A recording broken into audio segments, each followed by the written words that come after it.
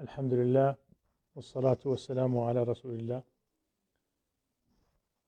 أحييكم أيها الإخوة والأخوات مستمعي راديو صوت فضفضة في برنامجكم الأسبوعي هذا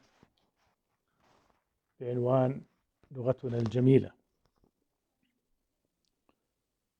وإني لأسعد بتقديم هذا البرنامج الذي يتحدث عن هذه اللغة الجميلة، اللغة العربية المشرفة. وأسعد بكم من خلال هذه المحطة الفتية، محطة راديو صوت فضفضة، ومن خلال هذا البرنامج الجديد الذي يسعد بتقديمه إليكم عدنان السعودي من المملكة الأردنية الهاشمية. وأسعد بصحبة الأخوة والأخوات المشاركين في إخراج هذا البرنامج، وعلى رأسهم الأستاذ عماد أبو شهاوي. إننا أيها الإخوة المستمعين ونحن نتحدث عن هذه اللغة المشرفة، هذه اللغة المقدسة الذي كان تقديسها من خلال أن الله سبحانه وتعالى أنزل كتابه الكريم بهذه اللغة، وهو تشريف أيضا للعرب أصحاب هذه اللغة الجامعة والمانعة، هذه اللغة التي تتسيد بمخارج حروفها وبمفرداتها على جميع لغات الدنيا.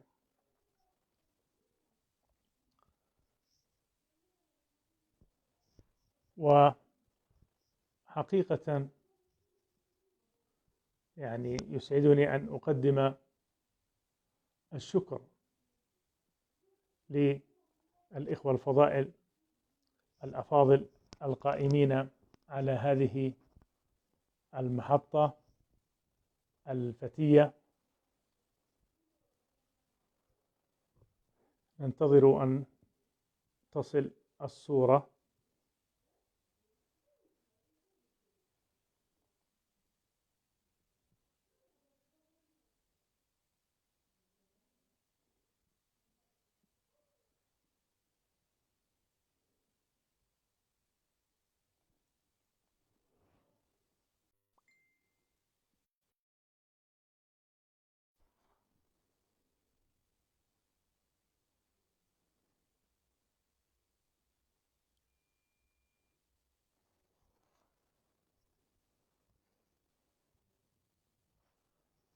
مرحبا بكم مرة أخرى أيها الإخوة والأخوات، ونحن نلتقي في رحاب هذه المحطة، محطة راديو صوت فضفضة.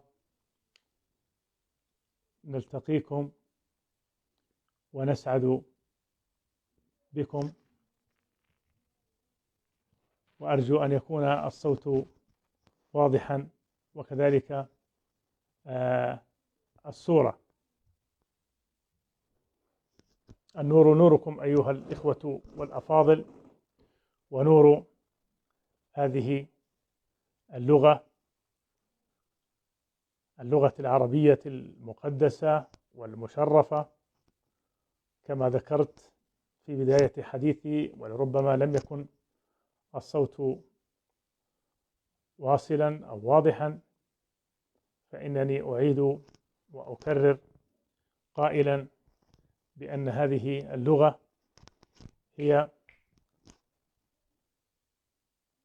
لغة جامعة ومانعة تتسيد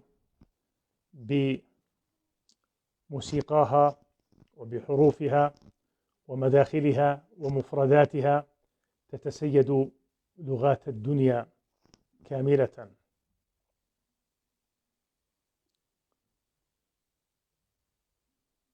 لم تظهر الصورة بعد؟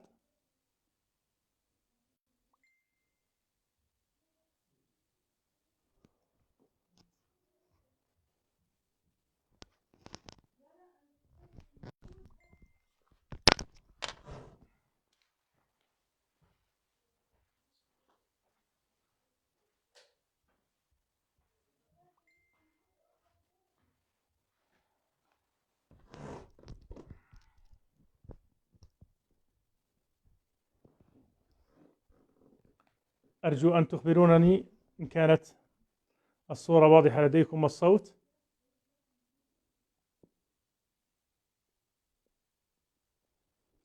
نعم، نعود ونقول أن هذه اللغة العربية التي تبلغ أو يبلغ عدد مفرداتها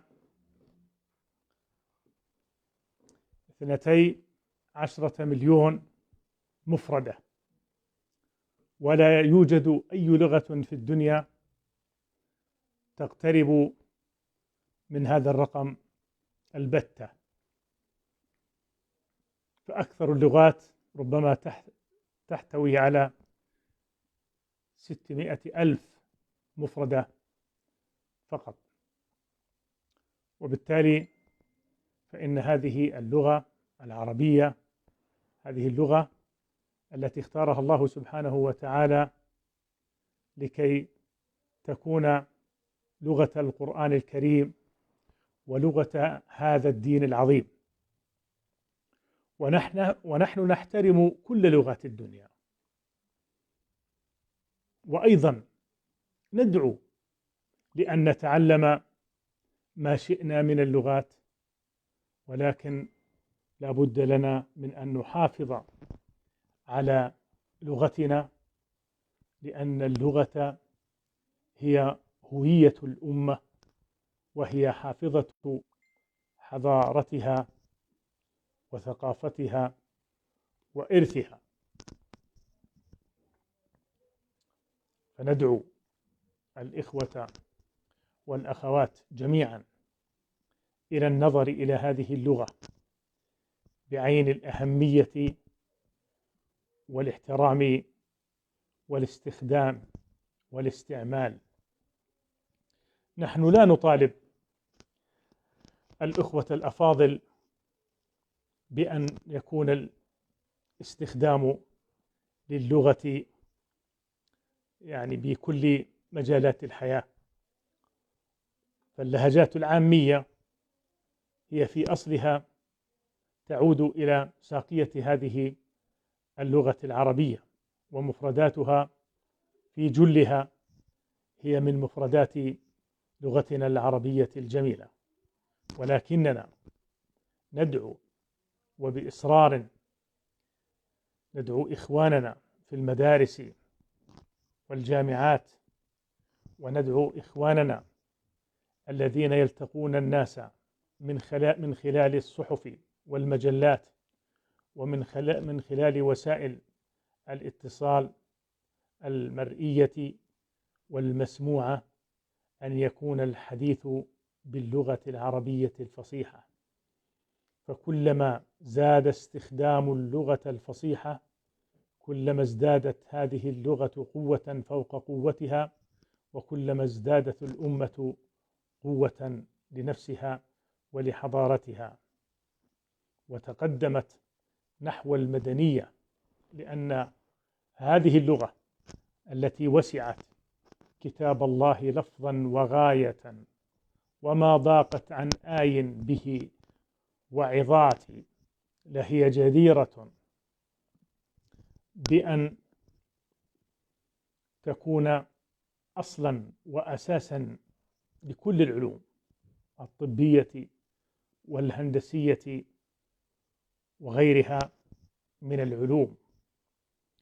وكلكم يعلم ويدري بأن جل العلماء في الأزمنة الغابرة هم كانوا من العرب المسلمين، إما في البلاد العربية ذاتها أو في البلاد التي ذهبوا إليها أو هاجروا إليها لتعليم اللغة والدين، وسموا بالتالي بأسماء هذه البلاد.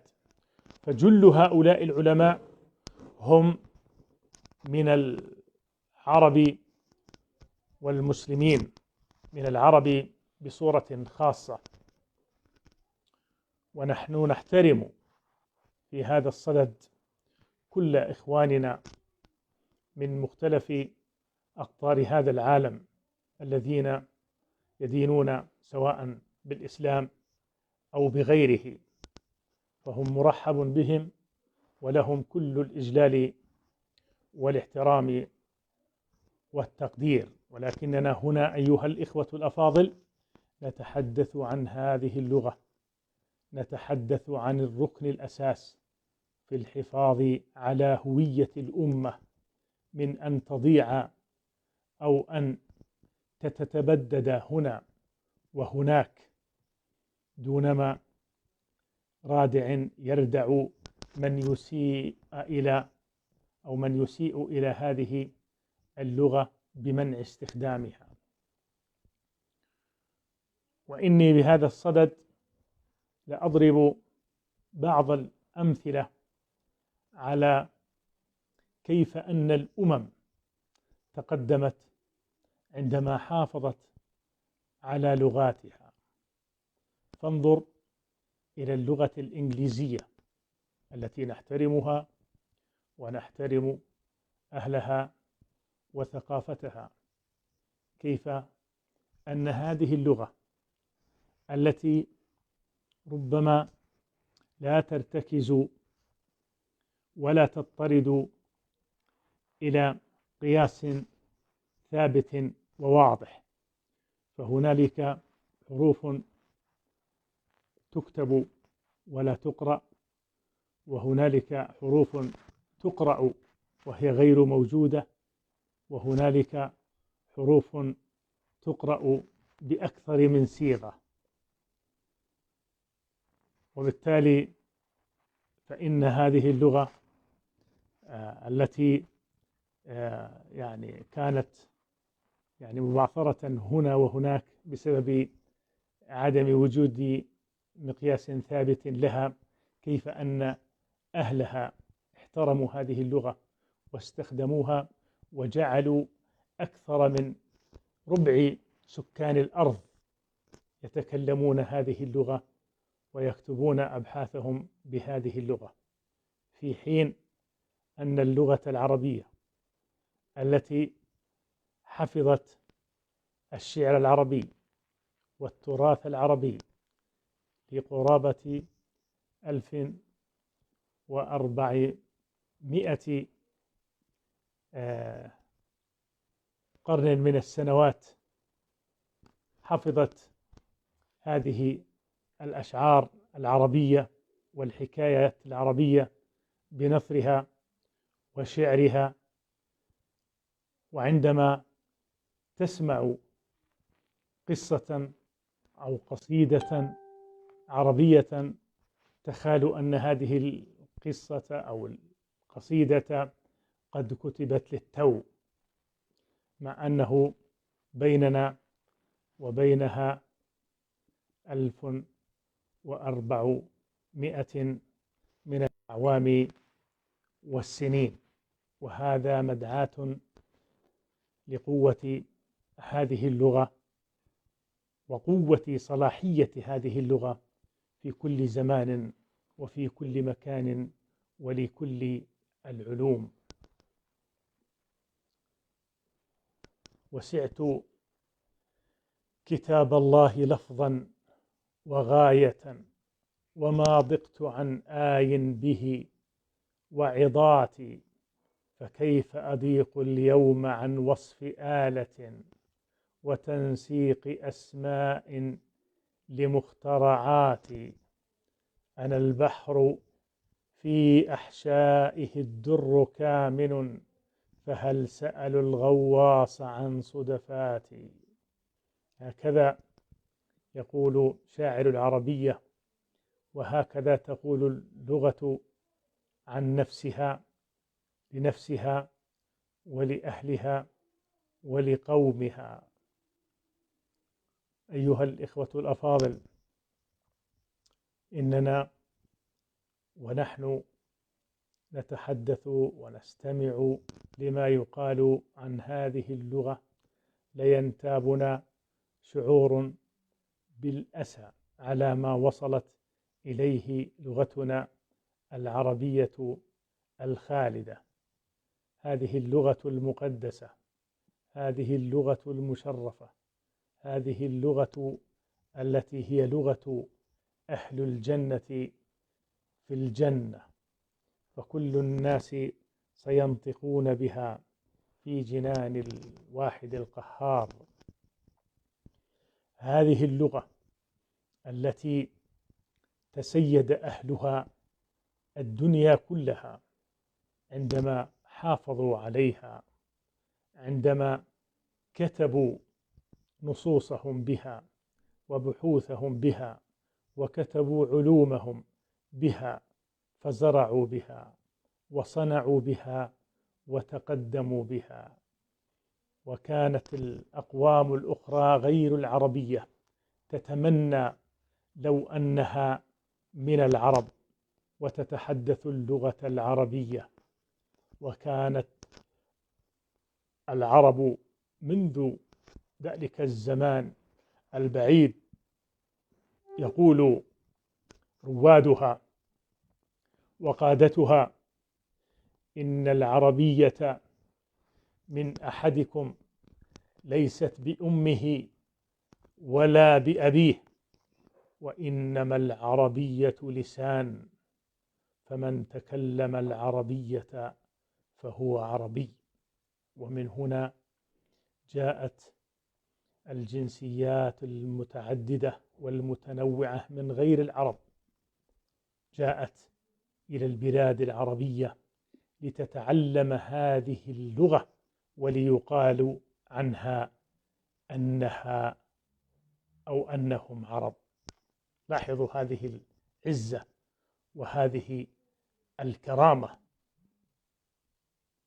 كانوا يتنافسون في تعلم اللغة العربية من أجل أن يقال أنهم عرب، يتبعون لهذه الأمة العربية الخالدة.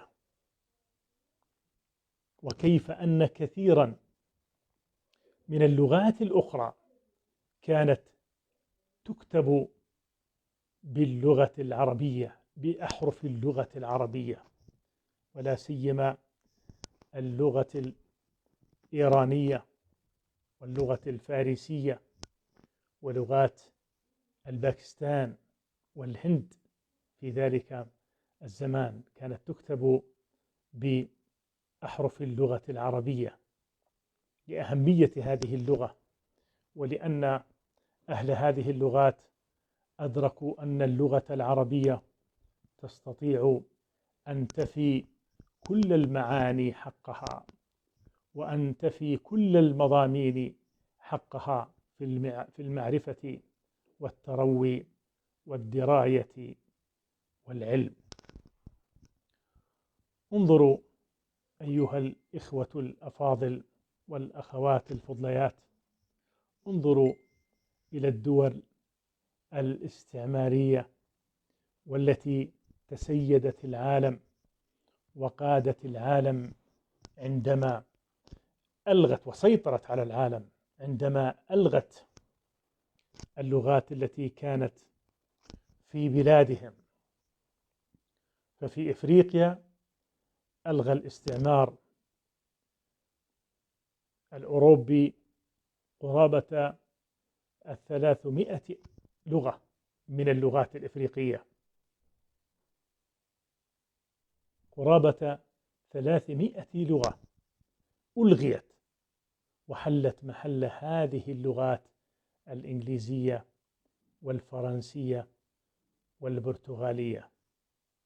انظروا كيف أنهم طمسوا هوية الدول المستعمرة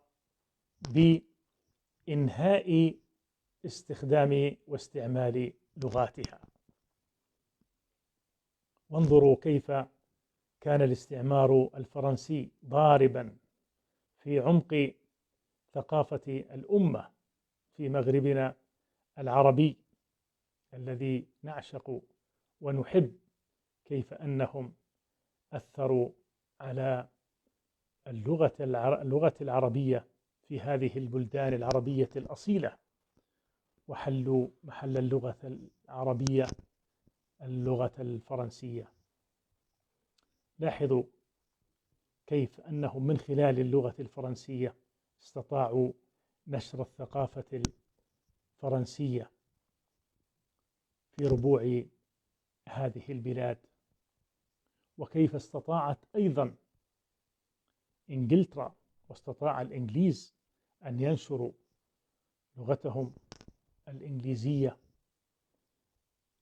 التي يعني لا تعد إلا زاوية في زاوية من زوايا اللغة العربية، ولكن قوة الأهل وقوة القوم جعلت من هذه اللغة لغة قوية أهلها جلبوا لها القوة باستخدامها وفرضها، وبالتالي فرض الثقافة.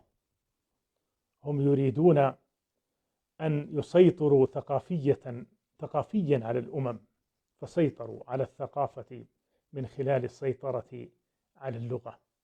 وإن الاستعمار الثقافي منذ أن كان الاستعمار ليعد أكثر خطورة من الاستعمار العسكري ذاته، فضرب الثقافة وضرب اللغة أشد فتكا وتنكيلا من ضرب الصواريخ والطائرات. ضرب الصواريخ والطائرات والبنادق والمدافع والدبابات ضرب ينتهي، لكن ضرب الثقافة واللغة ضرب دائم لا ينتهي. كيف لنا أيها الإخوة الأفاضل، كيف لنا أن نعود إلى ثقافتنا وإلى لغتنا، كل حسب إمكاناته وحسب مجاله يحاول ما استطاع أن يتحدث اللغة العربية ويشجع على التحدث بها، ولكنها دعوة إلى المعلمين والمدرسين في مدارسهم بغض النظر عن تخصصاتهم أن تكون اللغة العربية موجودة، أن تكون اللغة العربية موجودة في كل التخصصات، وليست فقط لتخصص اللغة العربية وتخصص الشريعة، وإنما في الرياضيات وفي الفيزياء وفي العلوم وفي المواد الاجتماعية يجب أن تكون اللغة موجودة في هذه التخصصات وفي هذه المناهج وفي غرف الصفوف والفصول كما تسمى في بعض الدول، أن تكون اللغة موجودة في الغرفة الصفية يتحدث بها مع التلاميذ، ويدعى التلاميذ إلى الحديث بها والكتابة بها والاهتمام بها أيما اهتمام. وهذه دعوة أيضا لمحطاتنا العربية الإذاعية إلى الاهتمام أكثر بالحديث باللغة الفصيحة، ودعوة أيضا إلى محطات التلفزة العربية إلى الاهتمام أكثر وأكثر بهذه اللغة العربية لفظا ومعنى ومضمونا. هذه اللغة التي كما ذكرت تسيطر مخارجها على كل مخارج الدنيا، هكذا هي إرادة الله، هكذا أراد الله أن تكون مخارج هذه اللغة مسيطرة على كل مخارج لغات الدنيا.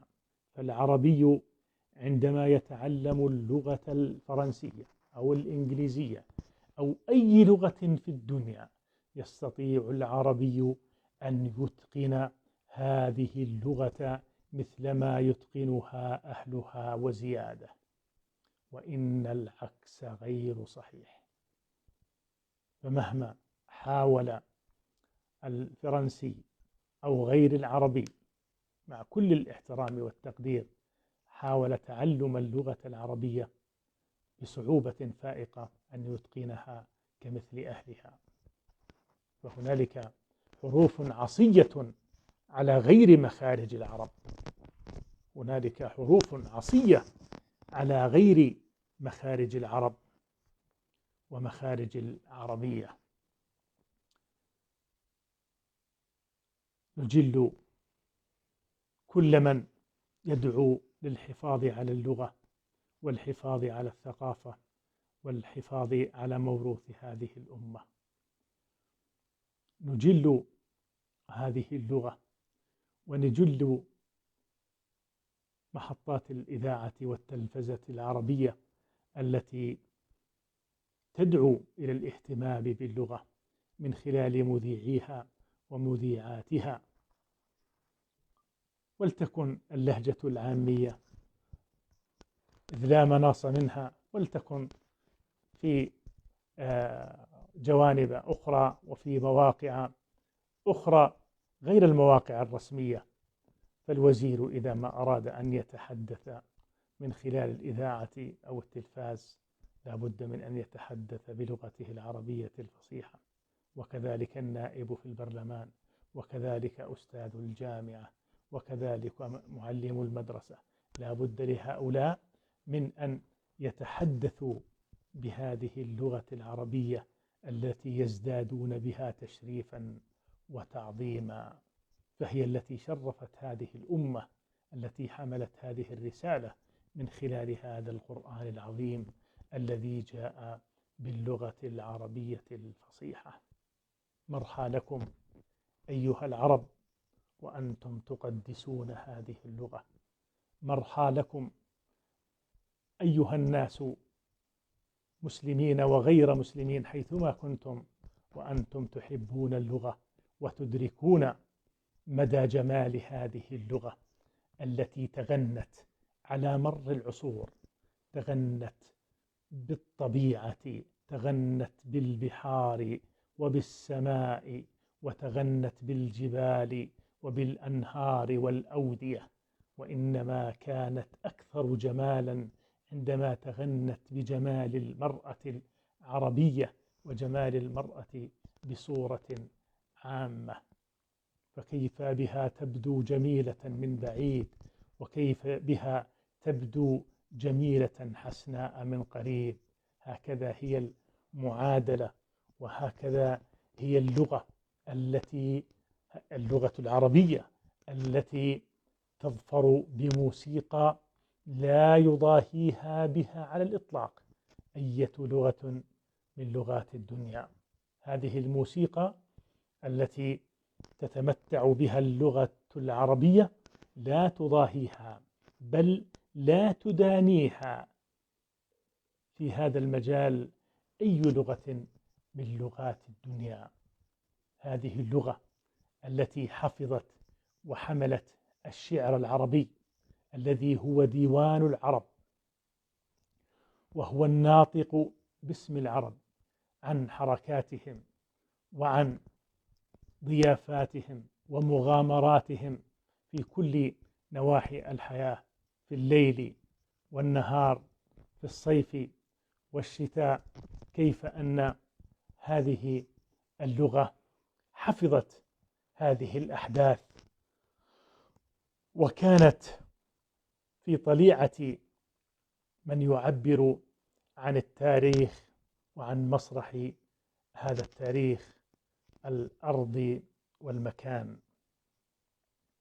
نعم أيها الإخوة الأفاضل، هذه دعوة لنا جميعا أن نكون أكثر اهتماما بهذه اللغة، أن نسعى إلى تعلمها وأن نسعى إلى تعليمها، نتعلمها نحن ونعلمها لغيرنا، ونعلمها من خلال استخدامها واستعمالها والحديث بها والتلفظ بها، لكي نقوى وتقوى هذه اللغة وتقوى الأمة بقوة ثقافتها وقوة لغتها.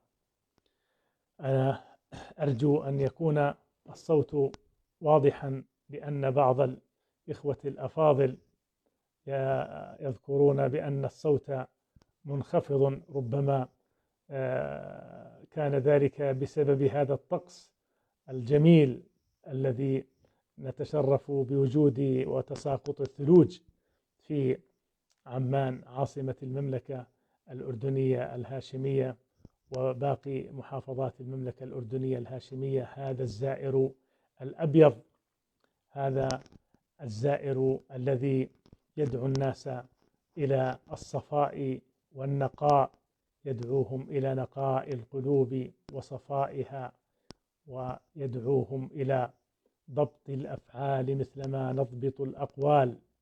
نعم أيها الإخوة والأخوات، أنا جد سعيد بكم في هذا المساء، ولا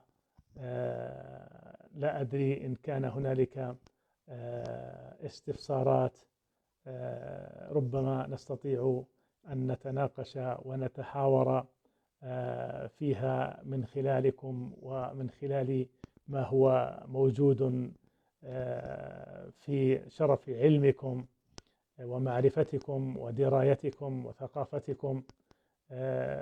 فإن من يتابع مثل هذه البرامج لا بد من أن يكون على قدر من الدراية والمعرفة باللغة والثقافة والشعر والنثر الأدبي الذي تمتاز به اللغة العربية ببديعها، ببلاغتها وفصاحتها. وكل الشكر والتقدير لكم أيها الإخوة والأخوات. لا أدري إن كان هنالك فاصل أم لا، أستاذة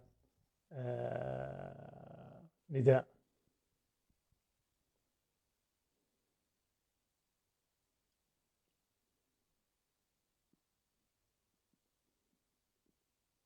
إن كان هنالك سؤال يطرح للنقاش أرجو أن أكون جاهزا لذلك. أنا أشكر كل الإخوة الذين تابعوا معنا هذه الحلقة من برنامج لغتنا الجميلة، أيام من عمري. تحياتي وتقديري الكلمات المثمرة الهادفة. سلم قلمك الصريح المباح سيدي، وسلمتم أيضا أنتم، وما شاء الله عليكم. وأجمل التحايا لكم من خلال هذا البث، والحمد لله على نعمة الإسلام كما تقول الأخت تغريد أحمد. كل الشكر والتقدير لك. الأستاذ نبيل عبد الحكيم يقول أن الصوت منخفض لعل الصوت يرتفع. إن شاء الله الصوت أن يكون يعني أكثر ارتفاعا إن شاء الله في الحلقات القادمة.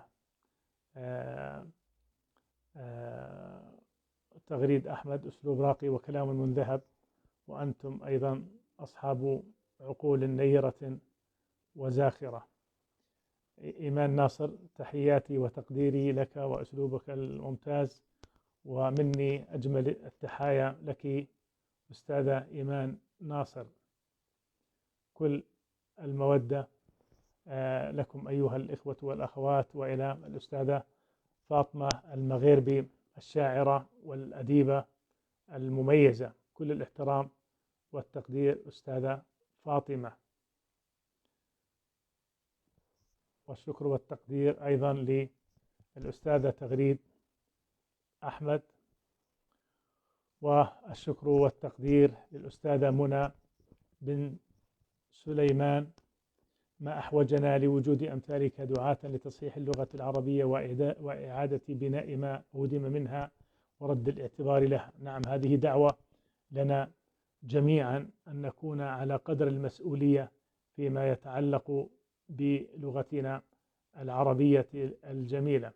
كل الشكر للأستاذة فريال علي، أيضا نرحب بها، ونرحب بكل المستمعين والمشاهدين الأفاضل الذين يشاركوننا بث هذه الحلقة الأولى أو بث هذه الحلقة الأولى من برنامج لغتنا الجميلة. لعلنا في المرات القادمة نتطرق إلى الحديث عن الشعر والشعراء، وأن تكون الحلقة مطرزة بشيء من الشعر. كل الشكر والتقدير للأستاذ نبيل عبد الحكيم،